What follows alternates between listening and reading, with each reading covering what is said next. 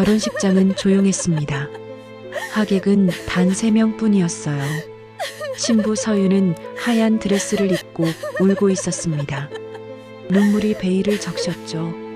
옆에 선 신랑 도윤은 인형을 들고 있었습니다. 희죽희죽 웃으며 인형의 팔을 흔들었어요. 도윤아, 가만히 있어. 윤미령이 차갑게 말했습니다. 하지만 도윤은 계속 인형을 가지고 놀았어요. 엄마 인형 좋아. 어눌한 목소리였습니다. 서유는 고개를 떨구고 울었어요. 이게 그녀의 남편이었습니다. 하지만 그들은 몰랐습니다. 그 인형을 쥔 손가락이 얼마나 단단한지, 그 눈빛 속에 무엇이 숨겨져 있는지. 오늘 이야기 시작하기 전에 구독과 좋아요와 함께 어디서 보고 계신지 댓글로 남겨주세요.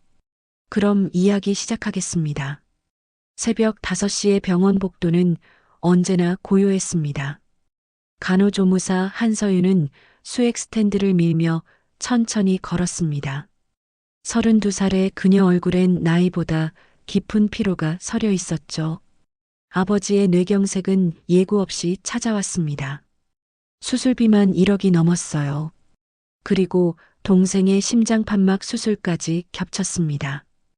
은행 대출은 한계에 부딪혔고 결국 사채를 쓸 수밖에 없었죠. 이자는 눈덩이처럼 불어났습니다. 어느새 빚은 3억을 넘어서고 있었어요. 한서윤 씨, 잠깐만요. 복도 끝에서 양복 차림의 남자 둘이 다가왔습니다. 서윤의 얼굴이 하얗게 질렸어요. 채권자들이었습니다. 여기까지 오시면 어떡하세요? 제가 약속드렸잖아요. 서윤은 목소리를 낮추며 애원했습니다. 환자들이 깰 시간이었거든요. 약속은 벌써 3번째예요. 이번 주까지 못 갚으면 가족 전체가 위험합니다. 남자의 목소리는 차가웠습니다. 서윤은 손을 떨며 고개를 숙였어요. 3억이라는 숫자는 그녀가 평생 모아도 갚을 수 없는 금액이었습니다. 그날 오후 서윤은 원무과 앞 대기실에서 탈진한 듯 앉아 있었습니다. 눈을 감으니 아버지의 창백한 얼굴과 동생의 울먹이는 목소리가 떠올랐어요. 그때였습니다. 한서윤 씨시죠? 낯선 여성의 목소리에 서윤은 고개를 들었습니다. 정갈한 회색 투피스를 입은 60대 여성이 서 있었어요. 품위 있는 자태와 날카로운 눈빛이 범상치 않았습니다. 저는 청담 메디컬 재단 이사장 윤미령입니다. 잠깐 이야기 나눌 수 있을까요? 서윤은 멍한 표정으로 고개를 끄덕였습니다. 두 사람은 병원 뒤편 조용한 카페로 자리를 옮겼죠. 당신의 상황에 대해 알고 있어요. 3억의 빚 쉽지 않죠. 윤미령은 커피 잔을 내려놓으며 차분하게 말했습니다. 서윤은 입술을 깨물었어요. 낯선 사람이 자신의 치부를 알고 있다는 게 수치스러웠습니다. 제안이 하나 있어요. 우리 재단 후계자와 결혼해 주시면 빚은 제가 모두 정리해 드리죠. 서윤은 귀를 의심했습니다. 결혼이라니. 그것도 재단 후계자와요. 하지만 조건이 있습니다. 윤미령의 목소리가 한층 낮아졌어요. 제 아들은 사고 후유증으로 지능이 7살 수준입니다. 중증 장애예요. 서윤의 머릿속이 하얗게 비었습니다. 결혼, 장애, 3억, 가족. 단어들이 뒤섞이며 정신을 어지럽혔죠. 일주일 드릴게요. 생각해보세요. 윤미령은 명함을 남기고 자리에서 일어났습니다. 서윤은 떨리는 손으로 명함을 집어들었어요. 그날 밤 서윤은 병실 창가에 기대어 섰습니다. 산소 마스크를 쓴 아버지의 가쁜 숨소리가 들렸어요. 동생은 수술 후 아직 중환자실에 있었습니다. 일주일이 지났습니다. 서윤은 매일 밤 잠을 이루지 못했어요. 채권자들의 전화는 계속 왔습니다. 시간은 그녀를 기다려주지 않았죠. 마지막 날 저녁 서윤은 병실 복도에 홀로 섰습니다. 창밖으로 도시의 불빛이 반짝였어요. 그녀는 핸드폰을 꺼내 윤미령의 명함을 바라보았습니다. 선택의 여지는 없었습니다. 아버지를 살려야 했어요. 동생을 지켜야 했습니다. 서유는 깊게 숨을 들이쉬었어요. 그리고 전화를 걸었습니다. 여보세요, 이사장님. 저 한서윤입니다. 서윤의 목소리는 떨렸지만 단호했습니다. 제안 받아들이겠습니다. 전화기 너머로 윤미령의 만족스러운 대답이 들렸어요. 잘 생각했어요. 일주일 후 식을 올리죠. 전화가 끊겼습니다. 서윤은 핸드폰을 천천히 내렸어요. 창밖을 바라보았습니다. 눈물이 뺨을 타고 흘러내렸죠. 32살 한서윤의 인생이 완전히 바뀌는 순간이었습니다. 빚을 갚기 위해, 가족을 지키기 위해 그녀는 알지 못하는 남자와의 결혼을 선택했습니다. 결혼식장은 이상할 정도로 조용했습니다.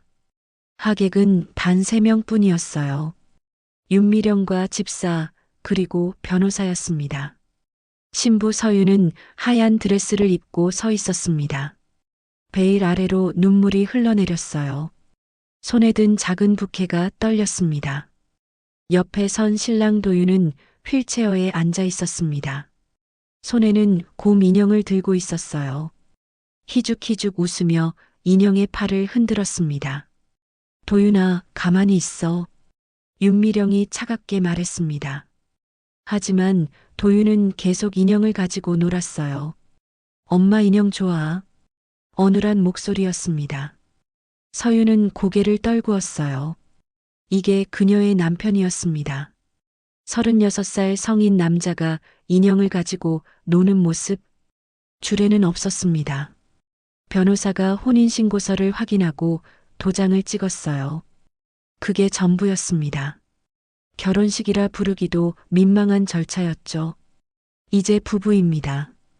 변호사의 선언이 차갑게 울렸습니다. 서윤은 눈물을 닦았어요. 도윤은 여전히 인형을 흔들고 있었습니다. 식이 끝나고 서윤은 성북동 저택으로 향했습니다.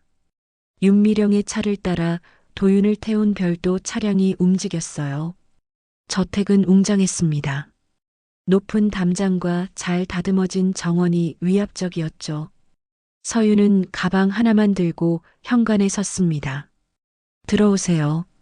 집사가 문을 열었습니다. 대리석 바닥이 차갑게 빛났어요. 도련님 방은 2층입니다. 서윤은 계단을 올랐습니다. 복도가 길었어요. 끝에 도윤의 방이 있었습니다. 방은 넓었습니다. 하지만 어둡고 침침했어요. 도윤은 침대에 누워 있었습니다. 결혼식 때 입었던 정장 대신 편한 옷으로 갈아입혀져 있었죠. 도윤 씨, 서윤이 조심스럽게 불렀습니다. 도윤은 천천히 고개를 돌렸어요. 그리고 서윤을 보았습니다.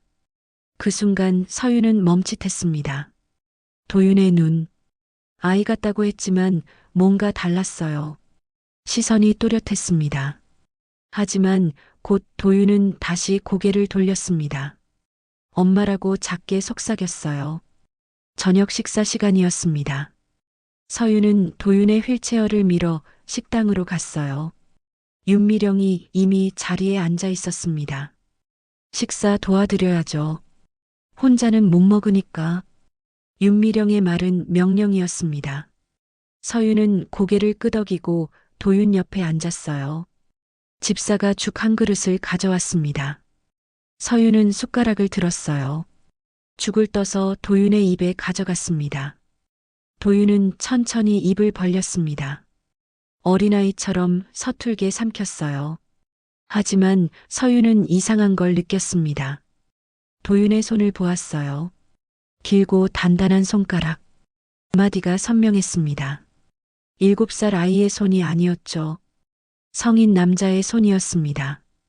도윤 씨, 직접 해볼래요? 서윤은 조심스럽게 숟가락을 건넸습니다. 도윤이 어색하게 잡았어요. 그런데 그 순간 서윤은 확신했습니다. 손가락의 움직임이 너무 정교했던 거예요. 괜한 짓 하지 마세요. 혼자서는 못해요. 윤미령이 차갑게 말했습니다. 서윤은 재빨리 숟가락을 도로 받았죠. 식사가 끝나고 서윤은 도윤을 방으로 모셨습니다. 침대로 옮기는 과정에서 도윤의 눈과 마주쳤어요. 번쩍이는 눈빛이었습니다. 서윤의 움직임을 정확하게 따라오고 있었죠.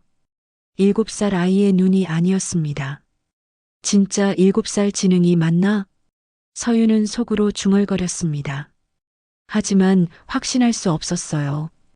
그날 밤 윤미령이 서윤의 방으로 찾아왔습니다. 기대하지 마세요. 당신은 그냥 기저귀 갈아주는 며느리면 돼요. 그 이상도 이하도 아니에요.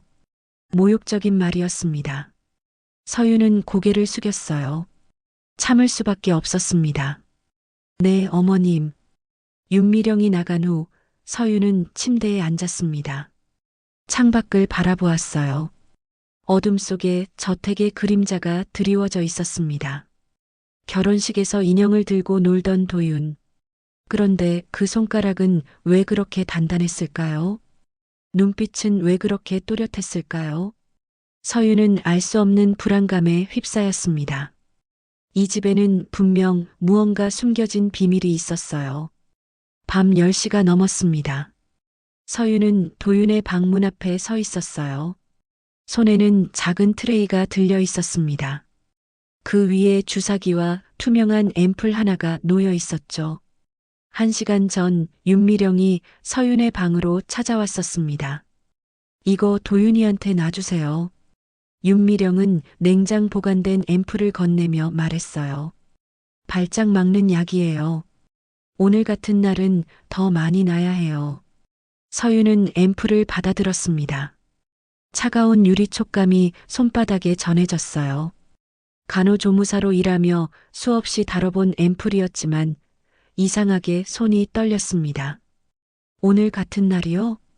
결혼 첫날이잖아요. 낯선 사람이 방에 있으면 흥분할 수 있어요. 윤미령의 설명은 논리적이었습니다. 하지만 뭔가 석연치 않았죠. 서윤은 고개를 끄덕이며 앰플을 받았습니다. 방문을 열고 들어갔습니다. 도윤은 침대에 누워 있었어요. 눈을 감고 있었지만 잠든 것 같지는 않았습니다. 서윤은 조용히 다가가 침대 옆 의자에 앉았죠. 도윤 씨, 주사 놔드릴게요. 작게 말했지만 대답은 없었습니다. 서윤은 앰플을 열고 주사기에 약액을 뽑아 올렸어요. 투명한 액체가 천천히 주사기 안을 채웠습니다. 밖에서 빗소리가 들려왔습니다. 언제부턴가 비가 내리기 시작했어요. 점점 거세지는 소리가 창문을 두드렸습니다. 서윤은 알코올 솜으로 도윤의 팔을 소독했습니다. 그의 피부는 차가웠어요. 주사 바늘을 천천히 찔러 넣었습니다. 약액이 혈관 속으로 들어갔죠. 다 됐어요. 서윤은 주사기를 빼내고 솜으로 주사 부위를 눌렀습니다. 그리고 트레이를 들고 방을 나가려 했어요. 그때였습니다. 뒤에서 격렬한 소리가 들렸습니다. 구토 소리였어요. 서윤은 재빨리 돌아섰죠. 도윤이 침대에서 몸을 일으키며 바닥으로 토해내고 있었습니다. 도윤 씨. 서윤은 급히 달려가 그의 등을 받쳤습니다. 도윤은 계속 토했어요. 투명한 액체가 바닥에 흘러내렸습니다. 방금 주사로 넣은 약이 거의 그대로 나온 거였죠. 서윤은 바닥에 쏟아진 액체를 보았습니다. 그리고 냄새를 맡았어요. 순간 온몸이 굳었습니다. 이건 발작 방지제가 아니었습니다. 서윤은 오랜 병원 근무로 수많은 약을 다뤄봤어요. 이 냄새는 신경안정제였습니다. 그것도 강한 진정제였죠. 왜 발작 방지제라고 거짓말을 했을까요? 왜 이런 약을 매일 주사해야 했을까요? 서윤의 머릿속이 복잡해졌습니다. 그때 밖에서 천둥이 쳤어요. 번개빛이 창문을 통해 방 안을 환하게 비쳤습니다. 그 순간 서윤은 보았습니다. 침대 머리맡에 앉아 있는 도윤을 휠체어도 없이 혼자 힘으로 침대에 앉아 있었어요. 허리는 곧게 펴져 있었습니다. 고개를 떨구지도 않았죠. 그리고 그의 눈, 차갑고 또렷한 눈빛이었습니다. 7살 아이의 눈이 아니었어요. 서윤을 정확하게 내려다보고 있었습니다. 서윤은 숨이 막혔습니다. 말이 나오지 않았어요. 도윤은 천천히 입을 열었습니다. 그 약 다시 내 몸에 넣지 마요. 낮고 분명한 목소리였습니다. 떨리지도 어눌하지도 않았어요. 완전히 정상적인 성인 남자의 목소리였습니다. 서윤은 뒷걸음질 쳤습니다. 등이 문에 부딪혔죠. 당신 누구예요? 떨리는 목소리로 물었습니다. 도윤은 침대에서 일어섰어요. 휠체어 없이 혼자 힘으로 섰습니다. 키가 컸습니다. 서윤보다 한 뼘은 더 컸죠. 정도윤이요. 당신 남편. 그는 한 걸음 다가왔습니다. 서윤은 문손잡이를 잡았어요. 도망쳐야 할까요? 아니면 윤미령을 불러야 할까요?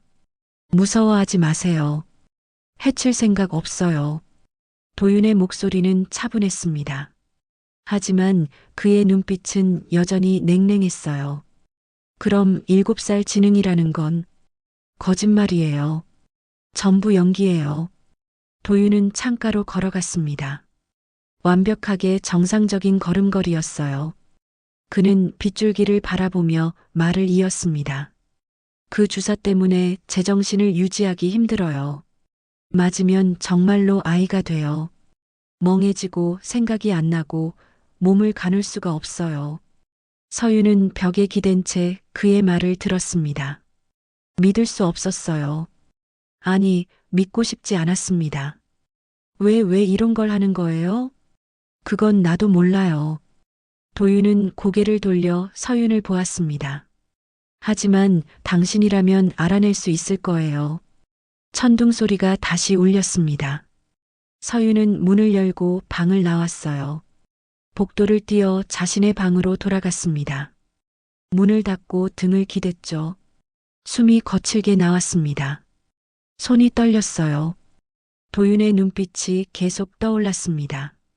그 차갑고 명료했던 시선. 서윤은 창밖을 보았습니다. 폭우가 쏟아지고 있었어요. 어둠 속에서 빗줄기만 하얗게 빛났습니다. 이 집엔 무언가 끔찍한 비밀이 숨겨져 있었습니다. 그리고 서윤은 이제 그 비밀 한가운데 서 있었어요. 다음 날 새벽이었습니다. 서윤은 한숨도 자지 못했어요. 도윤의 목소리가 귓가에 맴돌았습니다. 그 약 다시 내 몸에 넣지 마요. 아침 7시 집사가 문을 두드렸습니다. 도련님 아침 식사 시간입니다. 서윤은 떨리는 손으로 문을 열었어요. 복도를 지나 도윤의 방으로 갔습니다. 심장이 빠르게 뛰었죠. 방문을 열자 도윤이 휠체어에 앉아 있었습니다. 고개를 툭 떨군 채 어제처럼 아무 반응이 없었어요. 마치 간밤의 일이 꿈이었던 것처럼. 도윤 씨, 서윤이 작게 불렀습니다. 도윤은 천천히 고개를 들었어요. 그의 눈이 서윤을 똑바로 바라보았습니다. 또렷한 눈빛이었어요. 저녁에 다시 와요. 어머니가 집을 비우는 시간에. 낮고 빠른 속삭임이었습니다. 서윤은 고개를 끄덕였죠. 그날 저녁 8시 윤미령은 재단 이사회 참석을 위해 외출했습니다. 서윤은 도윤의 방으로 향했어요. 손에 든 주사 트레이가 무겁게 느껴졌습니다. 방에 들어서자 도윤이 침대에 앉아 있었습니다. 휠체어가 아니었어요. 혼자 힘으로 침대 끝에 앉아 서윤을 기다리고 있었습니다. 앉으세요. 도윤이 옆 의자를 가리켰습니다. 서윤은 조심스럽게 앉았어요. 두 사람 사이에 침묵이 흘렀습니다. 8년 전이었어요. 도윤이 먼저 입을 열었습니다. 교통사고가 났어요. 제 차가 트럭과 충돌했죠. 머리를 심하게 다쳤어요. 그의 목소리는 담담했습니다. 하지만 손은 떨리고 있었어요. 병원에서 깨어났을 때 의부서머니가 옆에 계셨어요. 그리고 말씀하셨죠. 치료용 주사라고, 뇌 회복에 도움이 된다고. 서유는 숨을 죽이고 들었습니다. 매일 주사를 맞았어요. 그런데 이상했어요. 머리가 점점 멍해지고 말이 안 나오고 생각을 할 수가 없었죠. 도윤은 창밖을 바라보았습니다.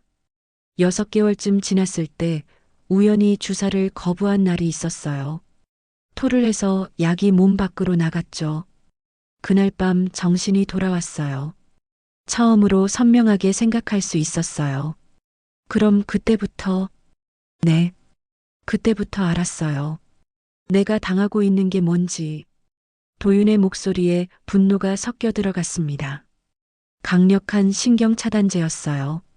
뇌의 시냅스를 억제하는 약물이죠. 장기 투여하면 실제로 뇌가 손상돼요. 서윤의 얼굴이 창백해졌습니다.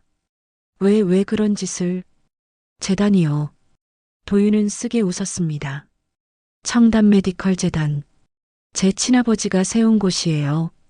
그런데 아버지가 돌아가시고 나서 의부서머니가 모든 걸 차지했죠. 하지만 당신이 후계자잖아요. 맞아요. 법적으로는 제가 후계자예요. 그런데 제가 장애인이 되면 어떻게 될까요? 도윤이 서윤을 똑바로 보았습니다. 후견인이 모든 권한을 갖게 돼요. 그리고 그 후견인은 의부서머니죠. 결국 재단은 의부서머니 마음대로예요. 그리고 나중엔 그 친딸에게 넘어가는 거고요. 서윤은 손으로 입을 막았습니다. 너무나 치밀하고 잔인한 계획이었어요. 그럼 왜 8년 동안 그냥 무서웠어요. 도윤의 목소리가 떨렸습니다. 발각되면 더 강한 약을 쓸 거예요. 영구적으로 식물인간이 될 수도 있어요. 그래서 견뎠어요. 아이처럼 행동하고 말도 제대로 못하는 척하면서. 서윤은 도윤의 눈을 보았습니다. 그 안에는 8년간의 고통과 두려움이 담겨 있었어요. 하지만 이제는 한계예요. 약 때문에 실제로 뇌가 손상되기 시작했어요. 조금씩 기억이 흐릿해지고 집중이 안 돼요. 도윤은 떨리는 손을 들어 보였습니다. 얼마 남지 않았어요. 그래서 당신이 필요해요. 저요? 당신은 간호조무사예요. 약물에 대해 알고 병원 시스템도 알고 있죠. 그리고 무엇보다 도윤이 잠시 말을 멈췄습니다. 의부서머니가 당신을 경계하지 않을 거예요. 당신은 그냥 빚 때문에 온 며느리일 뿐이니까. 서윤의 가슴이 뜨거워졌습니다. 분노가 치밀어 올랐어요. 한 사람의 인생을 이렇게 망가뜨리다니. 게다가 8년이나. 제가 뭘 하면 돼요? 서윤은 떨리는 목소리로 물었습니다. 도윤은 놀란 듯 그녀를 보았어요. 도와주실 거예요? 당연하죠. 서윤의 목소리는 단호했습니다. 이건 범죄예요. 사람을 감금하고 약물로 조작하고 절대 용서받을 수 없어요. 도윤의 눈에 처음으로 희망이 떠올랐습니다. 하지만 곧 다시 어두워졌어요. 위험해요.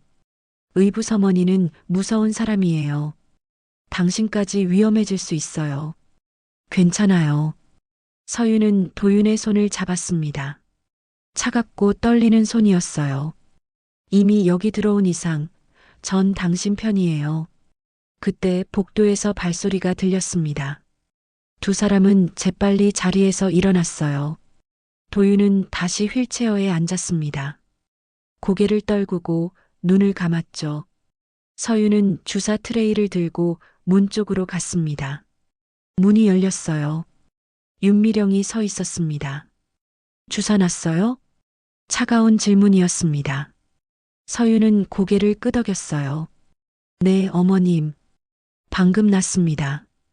거짓말이었습니다. 서윤은 주사를 놓지 않았어요. 처음으로 윤미령에게 거짓말을 한 거였습니다. 윤미령은 의심스러운 눈으로 서윤을 보았습니다.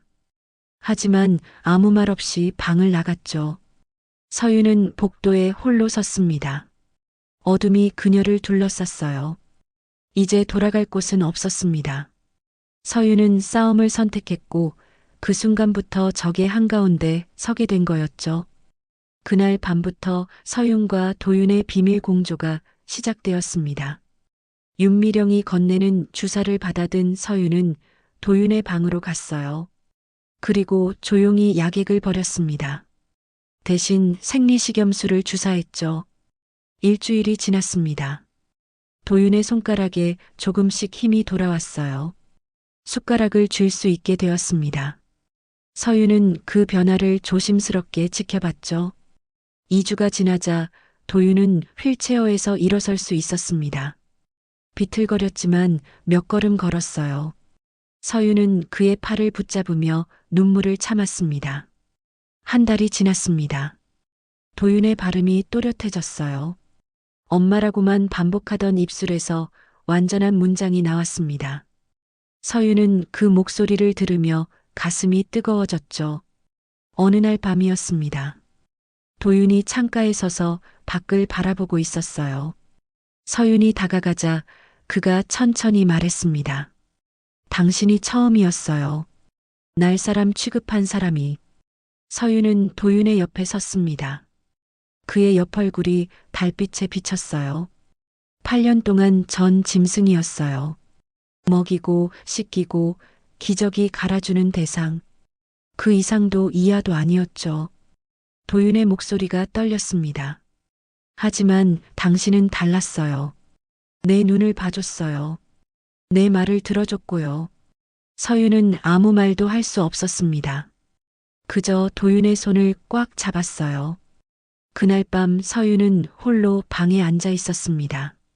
창밖엔 별이 빛나고 있었죠. 문득 아버지가 떠올랐습니다. 병상에 누워 숨만 쉬시던 아버지. 그때 서윤도 무력했어요. 아무것도 할 수 없었습니다. 하지만 지금은 달랐습니다. 도윤을 도울 수 있었어요. 한 사람의 인생을 되찾아 줄 수 있었죠. 서윤은 가슴에 손을 얹었습니다. 심장이 뛰고 있었어요. 처음엔 빚 때문이었습니다. 살아남기 위해 이 집에 왔었죠. 하지만 이제는 아니었습니다. 도윤은 누군가 반드시 지켜줘야 할 사람이었습니다. 8년 동안 홀로 견뎌온 사람, 두려움 속에서도 포기하지 않았던 사람. 서윤의 눈가에 눈물이 맺혔습니다. 이제 이 싸움은 빚 때문이 아니었어요. 정의를 위한 것도 아니었습니다. 그저 한 사람을, 소중한 사람을 지키기 위한 것이었죠. 다음 날 아침, 서윤은 도윤에게 아침 식사를 날랐습니다. 윤미령이 지켜보는 가운데 도윤은 여전히 고개를 떨군 채 앉아 있었어요. 완벽한 연기였습니다. 하지만 서윤은 알았습니다. 그 떨어진 고개 너머에 또렷한 눈빛이 있다는 걸, 살아있는 영혼이 있다는 걸. 서윤은 조용히 숟가락을 들었습니다. 도윤의 입 가까이 가져갔죠. 그리고 두 사람의 눈이 잠시 마주쳤습니다. 그 짧은 순간 서로의 마음을 확인했습니다. 이 싸움을 끝까지 함께 가리라는 다짐을. 환한 오후였습니다. 서윤은 1층 거실에서 청소를 하고 있었어요. 윤미령은 외출했고 도윤은 방에서 쉬고 있었죠. 평온한 시간이었습니다. 그때 2층에서 요란한 소리가 들렸습니다. 무언가 깨지는 소리였어요. 서윤은 재빨리 계단을 올라갔습니다. 복도 끝 서윤의 방문이 활짝 열려 있었습니다. 윤미령이 안에 서 있었어요. 손에는 작은 유리병이 들려 있었죠. 서윤의 얼굴이 하얗게 질렸습니다. 그 병, 도윤에게 주사해야 할 진짜 약이었어요. 서윤이 몰래 숨겨둔 것이었습니다. 이게 뭐죠? 윤미령의 목소리는 차가웠습니다. 서윤은 입술을 깨물었어요. 변명할 수가 없었습니다. 대답 안 해요? 윤미령이 한 걸음 다가왔습니다. 손에 든 약병을 흔들었어요. 매일 주사를 놨다고 했죠? 그럼 이 약은 왜 그대로 남아 있어요? 서윤은 고개를 숙였습니다. 들킬 줄 알았어요. 하지만 이렇게 빨리 들킬 줄은 몰랐습니다. 거실로 내려가요. 지금 당장.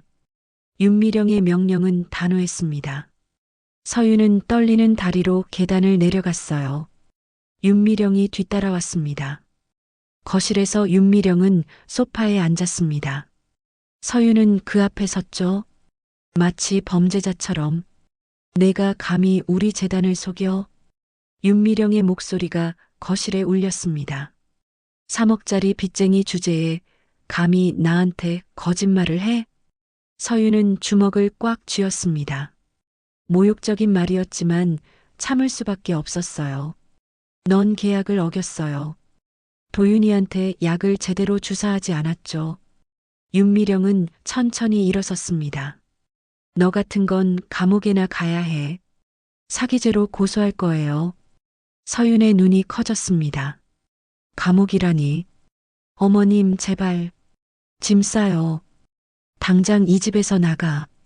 윤미령은 돌아서며 냉정하게 말했습니다. 오늘 안으로 나가지 않으면 경찰 불러요. 서윤은 무너져 내렸습니다. 무릎이 바닥에 닿았어요. 모든 게 끝났습니다. 도윤을 도우려던 계획도, 빚을 갚으려던 희망도. 1시간 후 서윤은 작은 가방 하나만 들고 저택대문 앞에 섰습니다. 하늘에서 비가 내리기 시작했어요. 처음엔 가랑비였지만 곧 굵어졌습니다. 그때 핸드폰이 울렸습니다. 모르는 번호였어요. 서윤은 떨리는 손으로 전화를 받았습니다. 한서윤 씨죠? 빚 갚을 준비 되셨어요? 채권자의 목소리였습니다. 서윤의 가슴이 철렁 내려앉았죠. 이자가 계속 불어서 이제 4억이에요. 이번 주 안으로 못 갚으면 법적 조치 들어갑니다. 4억? 3억도 감당 못했는데 4억이라니. 서윤은 핸드폰을 떨어뜨릴 뻔했습니다. 일주일 드릴게요. 그때까지 방법 찾으세요. 전화가 끊겼습니다. 서윤은 그 자리에 주저앉았어요. 빗물이 얼굴을 적셨습니다. 눈물인지 빗물인지 구분이 안 됐죠. 모든 게 무너졌습니다. 집도 희망도 미래도. 서윤은 고개를 떨구고 울었습니다. 소리 없이 조용히. 그때 2층 창문에서 누군가 서윤을 내려다보고 있었습니다. 도윤이었어요. 휠체어에 앉아 창가에 서 있었죠. 그는 비에 젖어 무너진 서윤을 바라보았습니다. 주먹을 꽉 쥐었어요. 눈가에 눈물이 맺혔습니다. 8년 동안 아무것도 할 수 없었습니다. 그저 당하기만 했어요. 하지만 이제는 달랐습니다. 서윤이 그를 위해 싸웠고 그 때문에 쫓겨났습니다. 도윤은 입술을 깨물었습니다. 창문에 손을 댔어요. 유리 너머로 서윤의 작은 뒷모습이 보였습니다. 기다려요. 도윤은 작게 속삭였습니다. 이번엔 내가 지킬게요. 그의 눈빛이 변했습니다. 8년 동안 숨겨왔던 의지가 되살아났어요. 이제 더 이상 숨지 않을 것입니다. 더 이상 연기하지 않을 것입니다. 서윤을 지키기 위해 도윤은 싸울 준비를 했습니다. 비는 계속 내렸습니다. 대문 앞에 서윤과 창가의 도윤. 두 사람은 멀리 떨어져 있었지만 같은 마음으로 다음을 준비하고 있었죠. 그날 아침 성북동 저택은 술렁였습니다. 흰색 구급차 한 대가 정문 앞에 섰어요. 정신병원 로고가 선명했습니다. 윤미령은 도윤의 방 문을 열었습니다. 오늘부터 전문시설로 가요. 거기가 당신한테 더 좋아요. 차가운 선언이었습니다. 도윤은 휠체어에 앉아 고개를 숙이고 있었죠. 하지만 주먹은 꽉 쥐어져 있었습니다. 2명의 남자 간호사가 방으로 들어왔습니다. 도윤의 휠체어를 밀기 시작했어요. 복도를 지나 계단 앞에 섰습니다. 그 순간이었습니다. 도윤이 휠체어에서 벌떡 일어섰습니다. 간호사들이 놀라 뒤로 물러섰어요. 도윤은 계단을 내려가기 시작했습니다. 비틀거렸지만 멈추지 않았죠. 도윤아! 윤미령이 소리쳤습니다. 하지만 도윤은 돌아보지 않았어요. 1층으로, 현관으로, 정원으로 달렸습니다. 구급차 기사가 도윤을 막으려 했습니다. 도윤은 그를 밀쳐냈어요. 담장을 넘어 골목으로 뛰어들었습니다. 8년 만의 탈출이었습니다. 같은 시각 서울 강남의 한 카페에서 서윤은 노트북 앞에 앉아 있었습니다. 화면엔 지난 한 달간 몰래 촬영한 영상들이 있었어요. 윤미령이 약을 건네는 장면, 주사 앰플의 라벨, 그리고 도윤이 토해내는 장면까지. 핸드폰이 울렸습니다. 도윤이었어요. 탈출했어요. 지금 어디로 가야 하죠? 숨이 가쁜 목소리였습니다. 서윤은 재빨리 대답했어요. 명동 대성빌딩 앞으로 와요. 제가 기다리고 있을게요. 전화를 끊고 서윤은 자리에서 일어났습니다. 가방에 노트북과 USB를 넣었죠. 그리고 또 다른 전화를 걸었습니다. 김 기사님, 준비됐어요? 네, 형님. 20대 다 대기 중입니다. 대리운전 기사 김철수였습니다. 서윤이 간호조무사로 일하며 알게 된 사람이었어요. 그는 대리운전 기사들의 작은 연합 대표였죠. 윤미령이 정신병원 구급차를 보낼 거예요. 막아주세요.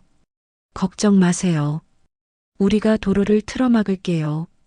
1시간 후 성북동에서 출발한 구급차는 도로에 멈춰 섰습니다. 앞뒤로 대리운전 차량 20대가 일렬로 늘어서 있었어요. 속도를 늦추고 차선을 바꾸며 구급차의 이동을 막았습니다.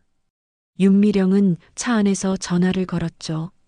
하지만 도윤은 이미 명동에 도착한 뒤였습니다. 서윤이 도윤을 보자마자 달려갔습니다. 도윤은 땀으로 범벅이 된 채 서 있었어요. 두 사람은 서로를 꼭 안았습니다. 이제 끝내요. 서윤이 말했습니다. 도윤은 고개를 끄덕였어요. 오후 2시 청담 메디컬 재단 40주년 기념식이 시작되었습니다. 강남의 대형 호텔 연회장이었어요. 수백 명의 의료계 인사들이 참석했습니다.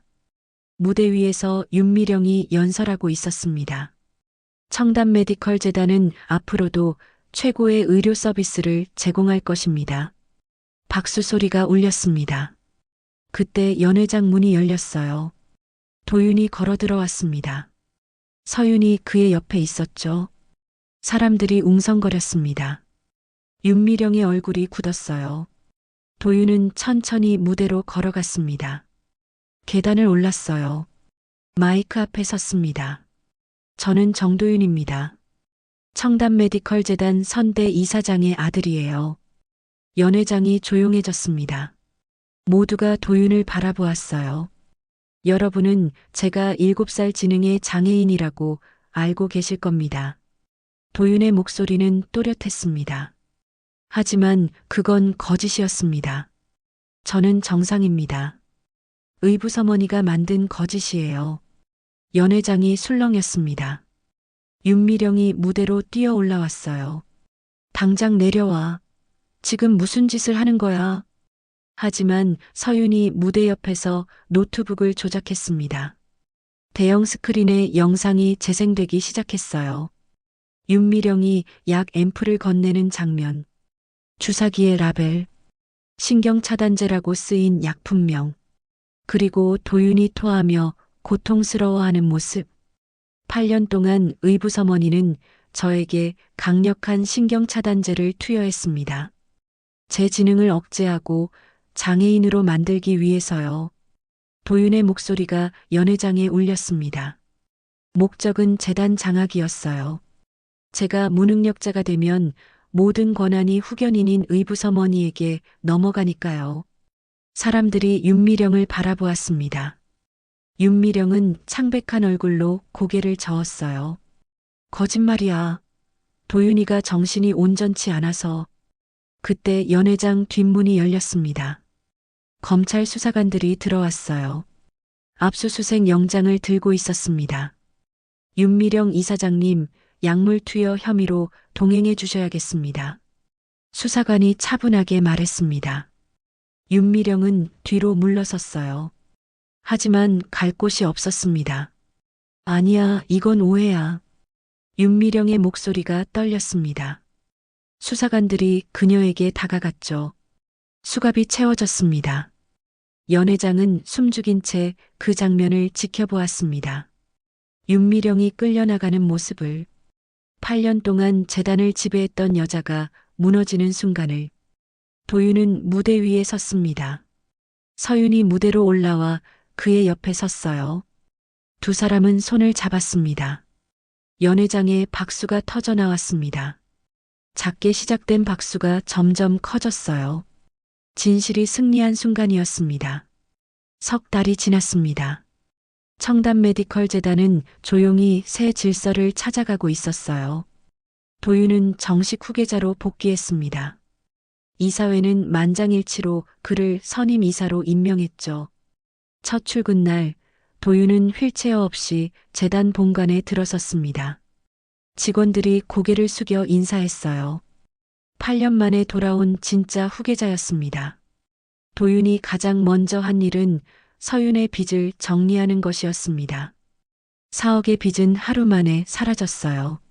채권자들에게 전액 상환했습니다. 서윤이 통장을 확인했을 때 믿을 수 없었습니다. 0원이던 잔고가 아니었어요. 마이너스도 아니었죠.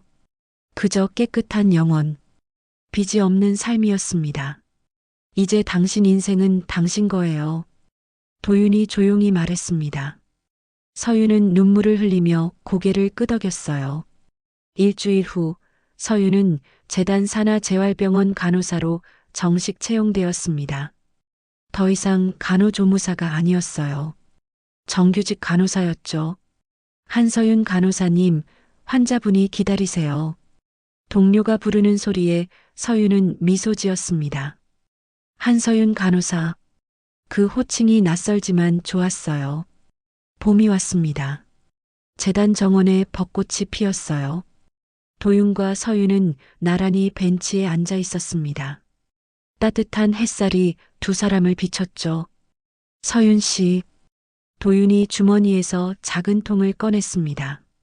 투명한 플라스틱 통이었어요. 서윤이 받아들고 들여다보았습니다. 안에는 2가지가 들어 있었습니다. 파란색 약 조각 하나, 그리고 노란색 비타민 하나. 이게 뭐예요? 서윤이 물었습니다. 도윤은 조용히 대답했어요. 파란 건 제가 마지막으로 토해냈던 약 조각이에요. 8년 동안 날 괴롭혔던 것. 서윤은 그 작은 조각을 바라보았습니다. 이렇게 작은 게 한 사람의 인생을 망가뜨렸다니. 그리고 노란 건. 도윤이 말을 이었습니다. 당신이 처음으로 챙겨준 비타민이에요. 약을 바꿔치기 하던 날 당신이 건네줬죠. 서윤은 그날을 기억했습니다. 떨리는 손으로 비타민을 건넸던 밤. 내 몸에 들어올 건 이제 약이 아니라 당신이 챙겨주는 비타민이면 좋겠어요. 도윤의 목소리가 따뜻했습니다. 서윤은 그를 바라보았어요. 도윤의 눈에서 진심이 느껴졌습니다. 우린 계약으로 시작했어요. 빚 때문이었죠. 도윤이 서윤의 손을 잡았습니다. 하지만 이제는 아니에요. 당신은 날 살렸고 난 당신을 지켰어요. 우린 서로의 삶을 구한 사람들이에요. 서윤의 눈가에 눈물이 맺혔습니다. 하지만 슬픈 눈물이 아니었어요. 행복한 눈물이었습니다. 이제 진짜 부부로 시작해요. 계약이 아니라 진심으로. 도윤의 고백이었습니다. 서윤은 고개를 끄덕였어요. 그리고 환하게 웃었습니다. 네, 좋아요. 두 사람은 벚꽃 아래 앉아 서로를 바라보았습니다. 바람이 불었어요. 꽃잎들이 하늘을 날았습니다. 도윤은 생각했습니다. 8년의 어둠이 있었지만 그 끝에 빛이 있었다고. 서윤이라는 빛이 있었다고. 서윤도 생각했습니다. 빚 때문에 시작된 결혼이었지만 그 안에서 진짜 사랑을 찾았다고, 서로를 지키는 가족이 되었다고. 저녁 식사 시간이었습니다. 성북동 저택식당엔 이제 윤미령이 없었어요. 대신 도윤과 서윤 둘만의 조용한 식탁이 있었습니다. 오늘 병원에서 어땠어요? 도윤이 물었습니다. 서윤은 밝게 웃으며 대답했어요. 환자분들이 많이 좋아지셨어요. 재활 치료가 효과를 보고 있어요. 다행이네요. 도윤이 미소 지었습니다. 두 사람은 마주보며 식사를 했어요. 평범하지만 소중한 시간이었습니다. 식사 후 두 사람은 정원을 산책했습니다. 손을 잡고 천천히 걸었어요. 별이 빛나는 밤하늘 아래였습니다. 서윤 씨, 네, 고마워요. 날 믿어줘서. 도윤의 진심 어린 말이었습니다. 서윤은 그의 손을 꽉 잡았어요. 저야말로요. 새로운 삶을 주셔서. 두 사람은 멈춰서서 서로를 바라보았습니다. 그리고 조용히 안았어요. 어둠 속에서도 빛은 있습니다. 절망 속에서도 희망은 있습니다. 그리고 거짓 속에서도 진실은 결국 승리합니다. 도윤과 서윤은 그것을 증명했습니다. 빚으로 시작된 관계였지만 서로를 살린 가족이 되었습니다. 계약이 아닌 사랑으로 두 사람은 새로운 삶을 시작했습니다. 우리 주변엔 학력도 자격증도 없지만 묵묵히 자리를 지키는 사람들이 있습니다. 그들의 손길 하나가 누군가의 생명을 구하기도 하죠. 안전보다 이익을 앞세우는 세상에서도 양심을 지키는 당신이 있어 희망을 봅니다. 비록 지금은 힘들어도 포기하지 마세요.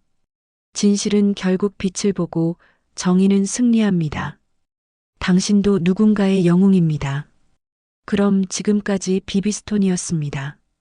구독, 좋아요 눌러주세요. 감사합니다.